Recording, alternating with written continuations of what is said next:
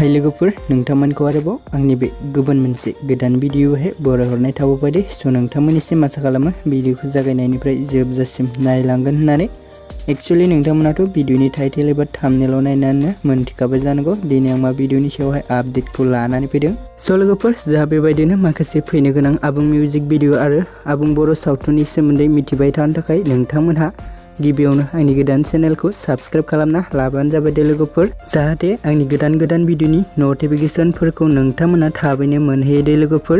Actually लोगोफोर आं दिनै जाम्बी फिल्म प्रडाक्शन प्रेजेन्ट बेनारनि आन्डाराव फैनाय आरो बिथां प्रबिन बर' एबा मैथा बर'जों दिहुनजानाय मोनसे आबुं बर' सावथुननि सायाव सुंद' आपडेटखौ लानानै फैदों दे लोगोफोर।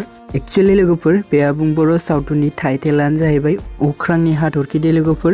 स' लोगोफोर बे अख्रांनि हाथरखि आबुं बर' सावथुना जोंहा 2021 मायथाइयावनो दिहुनजानायमोन दे लोगोफोर। एक्चुअली नोंथांमोन बे